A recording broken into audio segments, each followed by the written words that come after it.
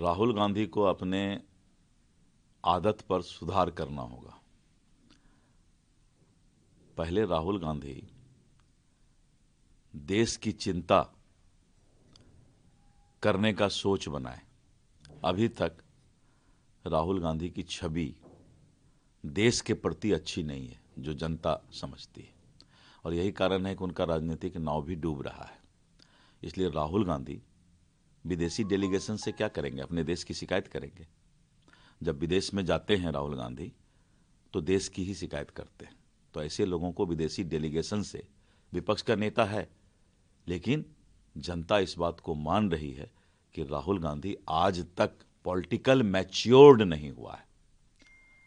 देश के खिलाफ बाहर जाकर के बात करते हैं। ये किस तरह का विपक्ष का नेता है भाई, अपने ही देश के खिलाफ बोलना? इसलिए ऐसे लोगों को राजनीति में रहने का कोई हक नहीं है। विपक्ष की नेता की तो बात छोड़िए, जो देश का खाएगा उसको देश का ही बोलना पड़ेगा।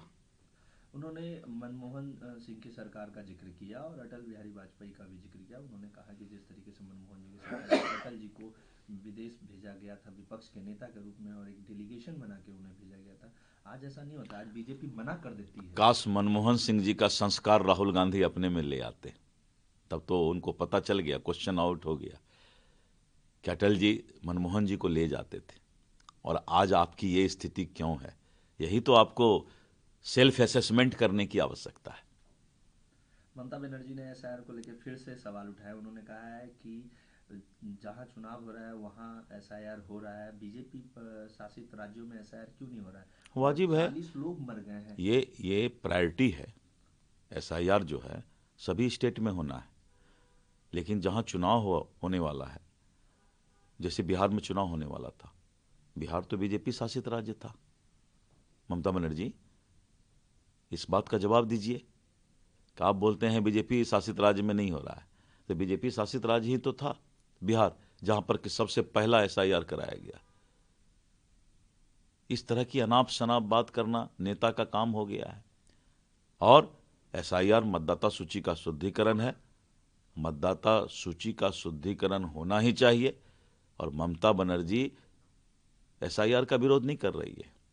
ममता बनर्जी इस बात का विरोध कर रही है कि विदेशी नागरिक को जो वो वोटर बना के रखी है और जिस तुष्टीकरण के राजनीति पर बंगाल में राज कर रही है, उसको डर लग रहा है कि वैसे वोट बैंक हमारा खिसक ना जाए। उन्होंने ये भी कहा है कि बीजेपी बंगाल में डिटेंशन कैंप लगाना चाहती है और वो मैं होने नहीं दूंगी। सबसे पहले ममता बनर्जी इस बात का जवाब दे कि क्या घुसपैठ को हिंदुस्तान के धरती, बंगाल पर धरती का रहने का हक है? पूरा बंगाल की जनता इस बार ममता बनर्जी का विरोध करेगी, क्योंकि ममता बनर्जी का एक ही मकसद है, विदेशी घुसपैठ को अपना वोट बैंक बनाकर रखना। बिहार विधानसभा सत्र का आज अंतिम दिन है।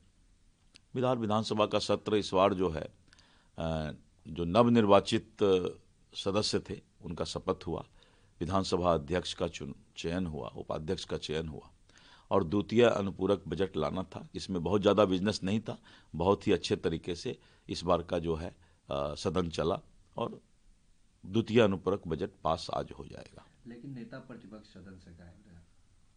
नेता प्रतिपक्ष को राहुल गांधी का थोड़ा ये लग गया है, उनके साथ जो कुछ दिन रहे तो राहुल गांधी भी इसी तरह विदेश भाग जाते हैं, तो नेता प्रतिपक्ष भी राहुल गांधी के रास्ते पर चल रहे हैं, जो कि उनके लिए मतलब वो अपना सोच है उनका।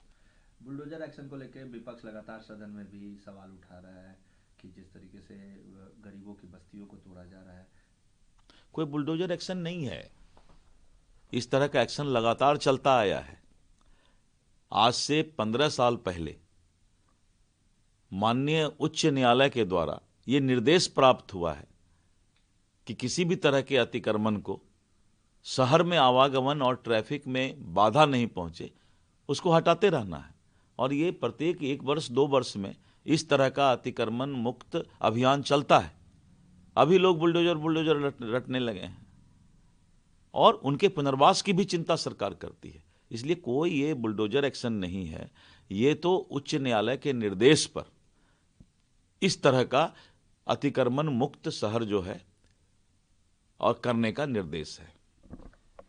मुख्यमंत्री नीतीश कुमार ने अपने भाषण के दौरान कहा कि जिस तरीके से 20 सालों में हमने बिहार का विकास किया है, बिहार के लिए काम किया है, आने वाले 5 वर्षों में और तेजी से विकास होगा, रोजगार और सरकारी नौकरी का भी उन्होंने। देखिए, आज के अखबार को मैं दिखाता हूँ।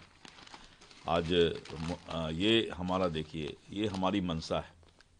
अभी जबकि सरकार तुरंत बनी है, कोई ज़रूरत नहीं था इतना बड़ा एडवर्टीजमेंट दे करके कि हम बिहार के लिए तुरंत क्या करने जा रहे हैं। ये नीतीश कुमार जी का नेतृत्व है, नरेंद्र मोदी जी का नेतृत्व है। आज क्या जरूरत था, ये बात सैन्य उपकरण, डिफेंस कॉरिडोर का, इलेक्ट्रॉनिक चिप्स का, जो सेमीकंडक्टर मैन्युफैक्चरिंग है, वैश्विक कंपनी का ग्लोबल कैपेबिलिटी सेंटर है, आईटी कंपनी, स्टार्टअप, ये सोच है सरकार की। और जब ये होगा तभी बिहार आगे बढ़ेगा। तो बिहार को आगे बढ़ाने में नीतीश कुमार जी अपने इस शासनकाल में मील का पत्थर साबित होंगे।